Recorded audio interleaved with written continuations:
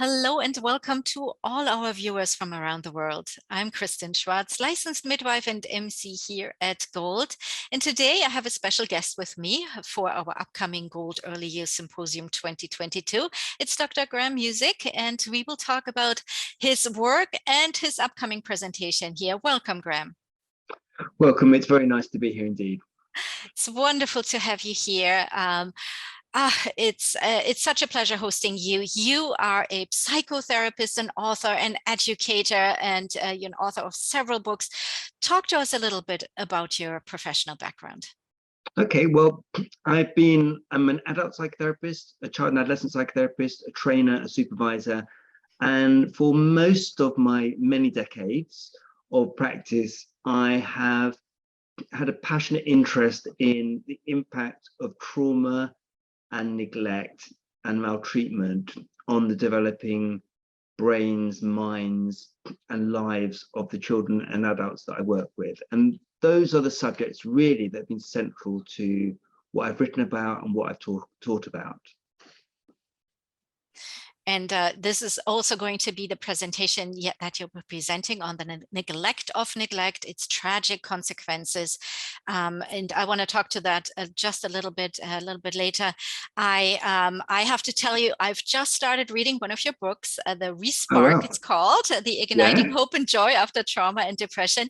And when I saw this, that you are the author of it, I picked it up on my device and I started reading. I haven't gotten very far into it, but it drew me because I really enjoyed that title, The Respark, because I feel like, especially now after COVID, or towards we have been through in the last 2+ years, I feel many of us feel this kind of meh, blah kind of moment, and this Respark really spoke to me. So tell us a little bit about that book. How did it come? Did it come through because of COVID, or did it trigger you to write this book, that you feel like this is something we all need?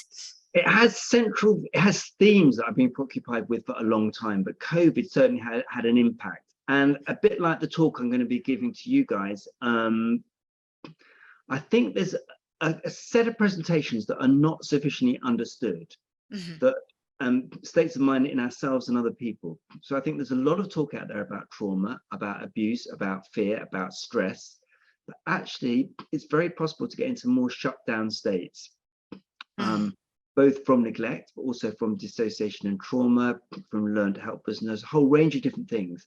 And people really need to know how to recognize those states and also how to find a way out of them. So the book, in a way, is describing a lot of examples, quite a lot of autobiographical stuff, but a lot of examples of people who were in more dampened down, shut down states for one reason or another, who lacked spark. And the spark is so important in life, and how they were resparked, or sometimes sparked for the first time. Sparked for the first time and resparked. So there's hope. Is that what you're saying here for us? There's hope that it can be done? I absolutely think there always is hope. There needs to be hope. We can't do this work without hope, but we also have to face the reality of people's psychic and emotional and the lives that they're living. So sometimes we have to face the unbearable, because it's through that we can help change. We can help flame the embers of hope and potential spark. Very interesting. Yeah, face the unbearable, and then through that get the spark, or be able ready for the spark and get there. Your presentation here for us at the Gold Early Years Symposium is titled, as I mentioned before, The Neglect of Neglect, Its Tragic Consequences. And I've had the pleasure to see a little bit of your presentation, and you will be sharing some videos. Some are very very interesting, some are very hard to watch, but there is so much you're sharing with us. Tell us a little bit what we can look forward to learning. Well, I don't think we understand neglect enough, which is hence why I called it The Neglect of Neglect.